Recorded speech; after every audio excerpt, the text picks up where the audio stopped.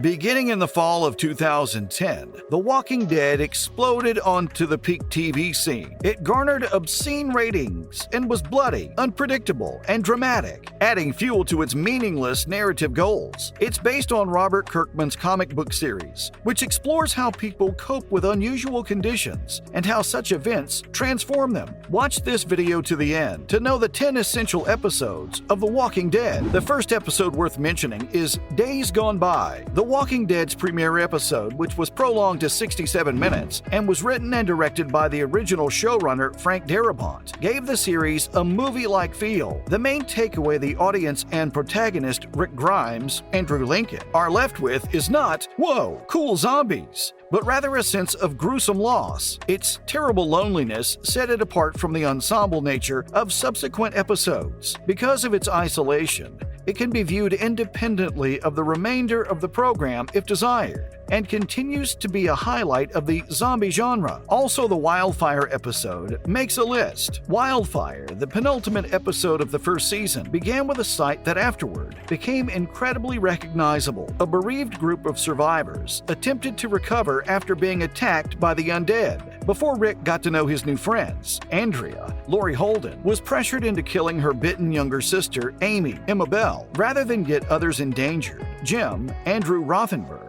decided to leave the gang after he realized he was about to turn into a walker. Looking back, it seemed so intimate and depressing initially, but a larger cast would make it the norm. And of course, the second season's premiere, What Lies Ahead? It is the outcome of a challenging production. It was the series' final attempt from showrunner Frank Darabont, who left due to budget cuts and severe creative differences with AMC. As a result, the episode was both lively and rambling. There were many zombies killed, and there were some tense moments, but it also introduced what soon became one of the most repetitive and worn-out subplots. Each successive episode included a segment in which a character was searched for in the woods after the character went missing. Little Sophia, Madison Lentz, was the victim in this instance, and it took the gang half a season to learn that she had been a zombie in a barn for that short period. There is also the Better Angels episode. An illustration of the delicate balancing act of adaptation was seen in the penultimate episode of Season 2. What elements from the original comic book were to be preserved? When will the new creative team fire the shot, if it is kept? In this instance, the catalyst is the demise of Shane, John Bernthal, Rick's best opponent and character, who had changed from co-team leader to brooding outsider. Rick killed Shane by stabbing him, and Carl, Rick's son Chandler Riggs, shot a revived Shane, a reversal from the comics, in which Carl shot a living Shane to death only 6 issues later, with Bernthal giving Shane a frenzied, desperate quality that he lacked in the comics. The timing was improved from the source material. Also, Walk With Me, the third episode of the third season, combined fan favorites from comic books with elements common to TV shows. Merle Dixon, Michael Rooker, the obnoxious brother of Daryl, Norman Reedus, a fan favorite, reappeared with a knife in place of his missing hand, and that started a pattern of characters who appeared and disappeared from the show, sometimes to appear in its spin-offs. In the meantime, we saw the introduction of the Governor, David Morrissey, the comic's first archenemy, and the comic's iconic image of the Governor's collection of zombie heads and tanks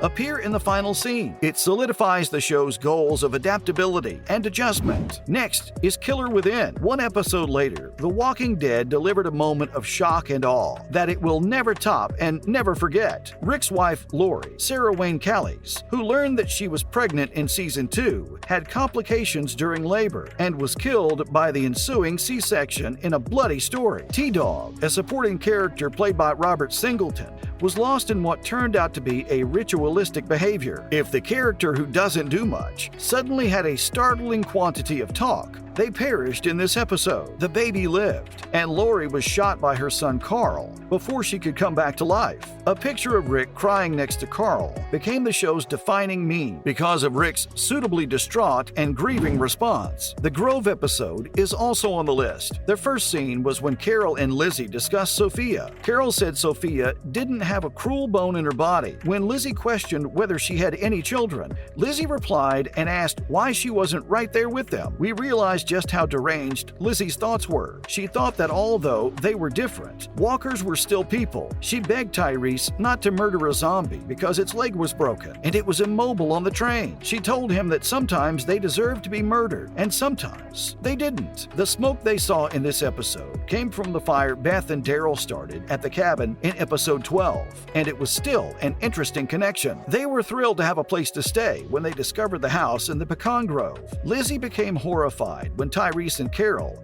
entered the house to exterminate the walkers, since she knew they would murder any zombies they came across. Lizzie disputed Micah's claim that they weren't real people. A scary moment occurred when Micah shot the walker that emerged from their home, and Lizzie started hyperventilating. Micah then instructed her to look at the flowers, like she was meant to. They have previously employed this coping strategy. At the end of the episode, Carol admitted to Tyrese that she was responsible for the deaths of Karen and David. He controlled his fury and told Carol that while he had forgiven her, he would never forget. Then we have the Pretty Much Dead Already episode. Rick's crew finished breakfast at the start of the episode. Glenn still appeared to be torn over what he had witnessed in the barn as Maggie shook her head at him, and Dale nodded in agreement. To their shock and terror, he abruptly got up and told the group that there were walkers in the barn. Shane informed everyone they needed to get ready to go to Fort Benning. As the gang walked to the barn and glanced inside, Shane responded that the girl was most certainly dead, even when Daryl argued the opposite. When Carol tried to intervene, that they had not discovered Sophia yet. The Elder Green still viewed the walkers as sick humans rather than undead, so Dale cautioned Rick before speaking to Herschel. Maggie replied to Glenn by breaking an egg in his hat and storming out when he attempted to make an atonement for telling the group, as Carl and Lori nearby reiterated their comment to stay until they found Sophia. Glenn finally caught up to Maggie at the farm and begged her forgiveness for having to inform the group about the barn, where he explained that he had forgotten how dangerous walkers were and that he preferred her to be unhappy with him as long as she was safe. They kissed after Maggie accepted his apologies. When Shane caught up to Dale, he learned he intended to bury the group's weapons in the swamp. Shane told Dale that he was not worth it when Dale asked whether he planned to kill him in the same manner as he killed Otis.